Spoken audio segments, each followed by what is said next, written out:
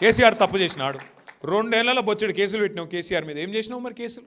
ఏమనంటే ట్యాపింగు టూపింగ్. ఏం ట్యాపింగ్? ఎక్కడ ట్యాపింగ్? నేను అడుగుతున్నా. గూఢచారి వ్యవస్థ ఉంటుంది.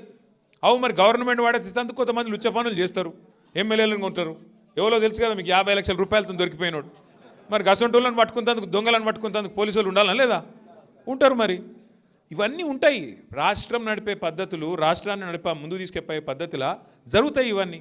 నీకు చేత కాదు, అప్పు తప్పు చెప్తావు, అప్పు లెక్కలు తప్పు చెప్తావు, అప్పు చేస్తావు, ఒక పని చేయ చేత కాదు, ఒక మంచి మాట రాదు. ఏం చేయాలి మరి దానికి మేము? ఇక మీదికెళ్ళి నా మీద పడ్డాడు ఈ మధ్యన. నేనేదో తప్పు చేసినట. నేనట ఆంధ్రాలో చదువుకున్నట్టు, గుంటూరులో. అవు చదువుకున్నారా భయ్? నేను చదువుకున్న వాస్తవమే. నీకు మీ అయ్యావ చదువు చెప్పకపోతే నేనేం చెప్తా దానికి? నన్ను మా అమ్మ నాయన పంపించారు గుంటూరులో చదువుకోమంటే, విజ్ఞానం అయినా వడ్ల ముడిలో ఆయనతో 2 ఏళ్ళు చదువుకున్నా.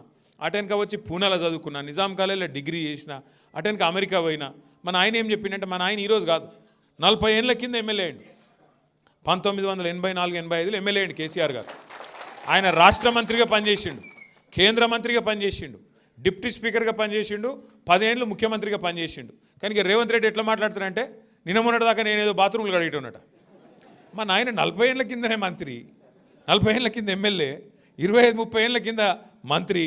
ఆయనకేం కర్మ, నాకేం కర్మ? చెప్పురు, మీరే చెప్పురు. ఎవడని ఇంటి ఎట్లుంటుందంటే, నాకు మాట్లాడడానికి రాదా? నాకు రాదా? మాట్లాడు. ఆయన ఒక భాషలో తిట్టచ్చేమో, నాకు 3 భాషలో తిట్టచ్చు తిట్టాలనుకుంటే. కానీ ఇవాళ నేను తిట్టే అవసరం లేదు రేవంత్ రెడ్డి గారిని. ప్రజలు మామూలుగా తిడతలేరు. అసలు మీరు గొట్టం పెట్టిరు పోయేకనన్నా వాళ్ళ ముంగటనన్నా, ఆ తిట్లుంటే ఇంకోటి అయితే అంత బకెట్లో నీళ్ళు తోడుకొని దుంగి చచ్చిపోతున్నాయి. అలా రేవంత్ రెడ్డి కాబట్టి సిగ్గు లేకుండా బతుకుతుండు. కానీ అవి ఏం తిట్లు, ఏం లెక్క? తెలుగు భాషల గిన్ని తిట్లుంటాయని నాకు కూడా తెలియదు. గన్ని రకాల తిట్లు తిడుతురు జనం. యూరియా ఇచ్చే ముఖం లేదు నీకు, పెద్ద పెద్ద మాటలు నరుకుతున్నావు. యూరియా ఇచ్చే ముఖం లేదు. యాప్ పెట్టిండేది, యాప్. యాప్లు ఇవ్వాలంటే షాపులు ఉండాలన్నా లేదా?